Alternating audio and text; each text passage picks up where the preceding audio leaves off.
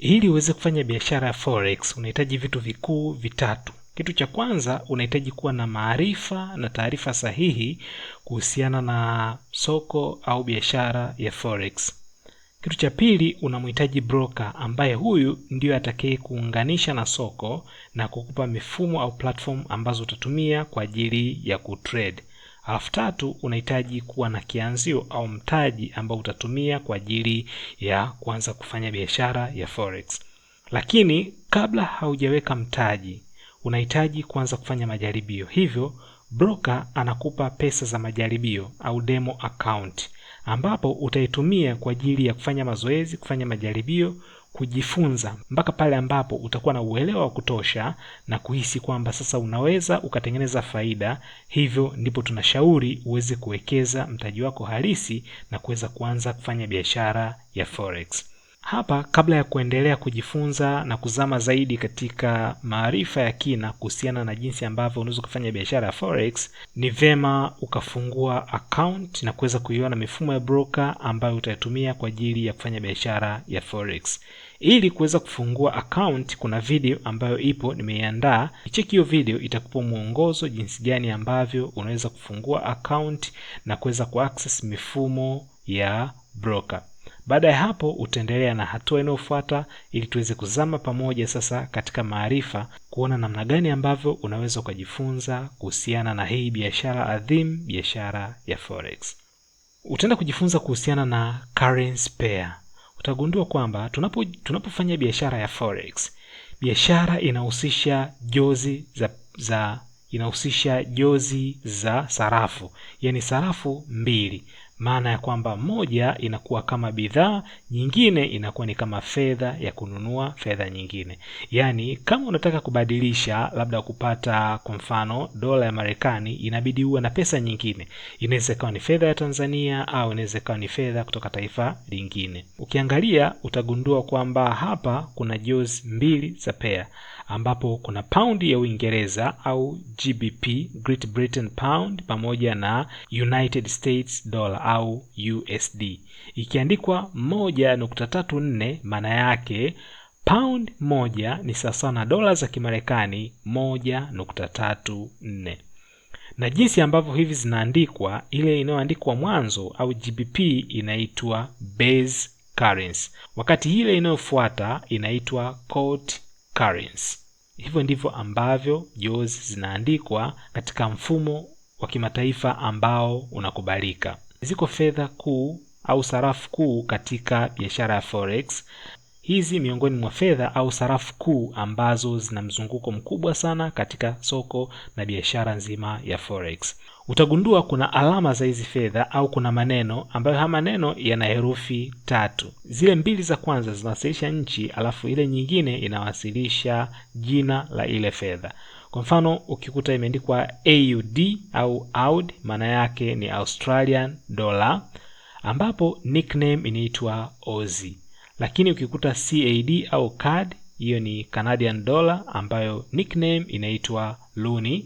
CHF hiyo ni Swiss franc, ambayo inaitwa Swiss kwa nickname. Alafu kuna Euro, GBP au Great Britain Pound, nickname inaitwa Cable.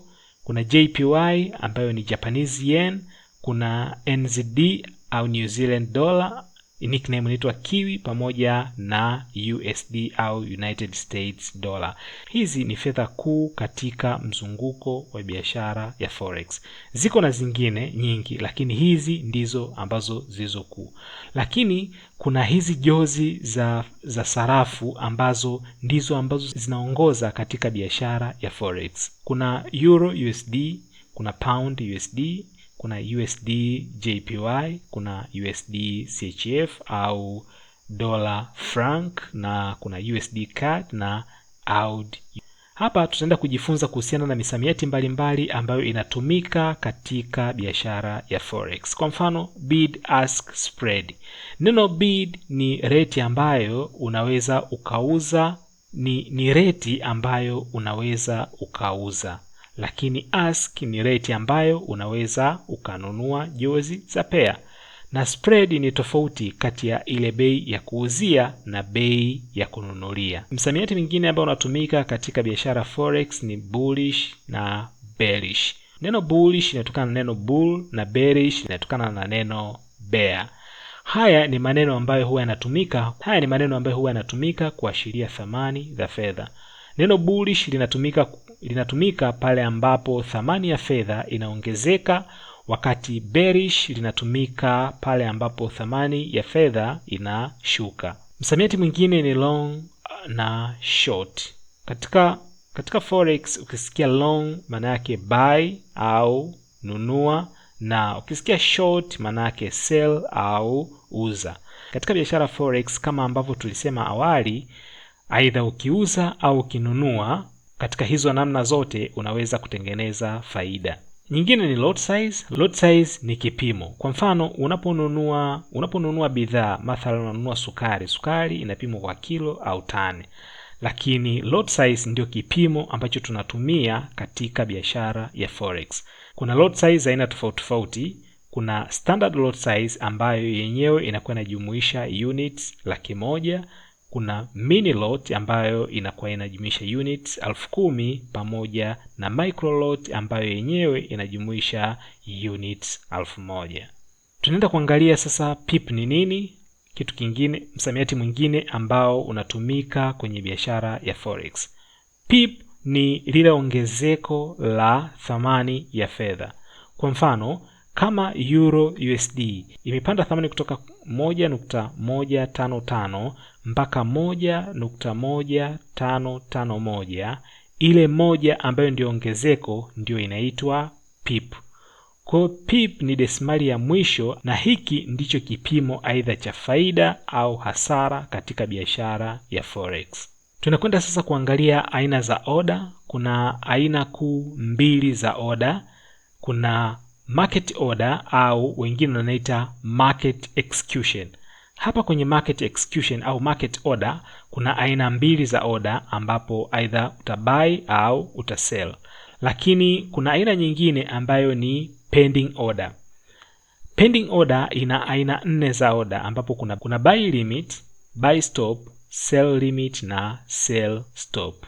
Sasa hapa zile market order ni zile order ambazo zinaingia papo kwa hapo. Kama unanunua ukafanya manunuzi, ina maana unanunua katika bei iliyoko sokoni kwa wakati huo na papo hapo, na kama kuuza vivyo hivyo. Lakini kwenye pending order, kama jina linavyosadifu, hizo ni order ambazo zinakuwa ziko pending mpaka kusubiria katika ile price ambayo wewe unataka kuweza kuingia. Kwa hiyo kwa wakati wowote ambapo ile thamani ya fedha haijafika katika thamani halisi ambayo unataka kuweza kununua au kuuza, oda yako itabaki kuwa pending. Hapa tutaangalia michoro au mifano ambayo itakurahisishia kuweza kuelewa kuhusiana na hizi aina za pending order. Tukianzia na buy limit. Ukiangalia mshale umeanzia juu, alafu ukashuka chini, baadaye ukapanda juu. Na uliposhuka chini ukaenda kukutana na ule mstari wa kijani. Maana yake nini? Ni kwamba thamani ya fedha wakati ambapo unafanya maamuzi ya kununua ilikuwa iko juu, lakini hautaki kununua wakati ambapo thamani iko juu, unatamani kununua wakati thamani inaposhuka. Kwa hiyo oda yako unaiweka katika thamani ya chini. Hivyo basi pale ambapo thamani itashuka, basi oda yako itaweza kuwa activated, na kutokea hapo sasa unatarajia thamani iweze kuongezeka ili upate faida. Kumbuka, katika wakati wote unapokuwa ukifanya biashara forex, unaponunua manake unatarajia thamani ya fedha iweze kuongezeka ili upate faida, na unapouza unatarajia thamani iweze kushuka ili upate faida. Ikifanya kinyume chake, manake unapata hasara. Kwenye sell limit ni pale ambapo thamani inakuwa iko chini, lakini unatamani kuuza pale ambapo thamani itapanda. Kwa thamani itakapopanda kufikia katika ile thamani halisi unayotaka, ndipo ambapo oda yako itakuwa activated na thamani itashuka chini. Katika buy stop ni pale ambapo thamani iko chini, ambapo unategemea ikishapanda basi uweze kununua na thamani iendelee kupanda zaidi, wakati kwenye sell stop thamani iko juu, unatarajia thamani ikishashuka ndipo ambapo order yako hiyo activated uweze kuuza, ukitegemea thamani iweze kushuka zaidi. Kitu kingine ni leverage. Leverage ni uwezo wa kuweza kucontrol mtaji mkubwa wakati umeweka mtaji mdogo kama kianzio. Leverage huwa ziko katika aidha mfumo wa ratio au katika asilimia. Mfano, kama broker atakupa leverage ratio ya 100, maana yake ni kwamba kile ambacho utadeposit utakuwa na uwezo wa kuaccess mara 100 zaidi ya ule mtaji ambao umedeposit.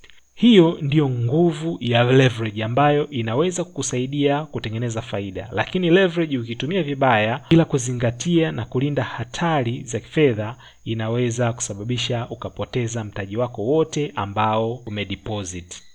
Hatimaye margin hichi ni kiasi ambacho broker anahitaji uweze kudeposit ili sasa uweze kuaccess hiyo leverage au kuweza kutrade na mtaji mkubwa. Pia kuna stop loss. Stop loss ni aina ya order ambayo yenyewe inawekwa kwa ajili ya kuweka ukomo wa hasara. Kumbuka, katika biashara forex lolote linaweza kutokea. Unaweza kuwa umefanya tathmini na kuona kwamba thamani inaweza ikapanda, lakini inaweza isitokee hivyo, thamani badala ya kupanda ikashuka. Kama thamani itashuka na wewe ulitarajia itapanda, wakati umeweka order yako, kuna nafasi ya kuweza kutengeneza hasara. Forex ni biashara ambayo wewe unaamua unataka kama ni hasara itatokea, basi iwe ni hasara ya kiasi gani. Kwa hiyo una nafasi ya kuweza kukinga usipate hasara zaidi, ili sasa kama itatokea trade haitaenda upande wako, basi usiweze kupoteza kabisa mtaji wako. Ili uweze kujua wakati gani wa kununua, wakati gani wa kuuza, unahitaji kufanya tathmini ya masoko ya fedha. Katika kufanya tathmini ya masoko ya fedha, kuna njia kuu 3 ambazo huwa zinatumiwa ili kuweza kufahamu sasa kama unauza wakati gani na unanunua wakati gani. Hizi njia kuna technical analysis, kuna fundamental pamoja na sentimental analysis. Hapa tunaenda kujifunza njia ya kwanza ambayo inaitwa technical analysis. Technical analysis ni njia ambayo tunaweza kuangalia kupanda au kushuka kwa thamani ya fedha kwa kuangalia chart. Hizi chart ni graph ambazo zinaonesha thamani halisi ya masoko ya fedha. Hizi chart zinaweza kutuonesha historia, jinsi ambavyo thamani ya fedha imekuwa ikifanya, na hiyo itatupa nafasi sasa ya kuweza kujua nini ambacho kinaweza kikatokea au vile ambavyo thamani ya fedha inaweza ikafanya katika siku au katika wakati ujao. Kwa hiyo unapojifunza kuhusiana na technical analysis, utajifunza kuhusiana na vitu vinaitwa trend, jinsi ambavyo masoko ya fedha yanaweza kupanda au kushuka. Kwa hiyo utakapojifunza kuhusiana na technical analysis, utaweza kujua trend, utaweza kujua pattern, utaweza kujua njia mbalimbali ambazo zitakuwezesha kuweza kupredict next movement ya price, aidha kupanda au kushuka. Hizi charts ni njia ambazo zinawasilisha thamani ya fedha au thamani ya sarafu. Na ziko aina kuu 3 za chart, ambapo kuna line chart, kuna bar chart na candlestick chart. Katika hizi aina 3 ni aina moja ambayo ndiyo kuu na inatumika sana. Hii ni candlestick chart. Sababu kuu kwa nini candlestick chart zinatumika zaidi ni kwa sababu katika candlestick kuna taarifa nyingi zaidi unaweza kuzipata kuhusiana na thamani ya fedha. Hii ni hatua ya 5, jinsi gani ambavyo unaweza kufanya biashara ya forex. Na katika hatua ya 5, hii ni sehemu ya kwanza. Tukutane tena katika sehemu ya pili ili kuweza kuendelea na somo.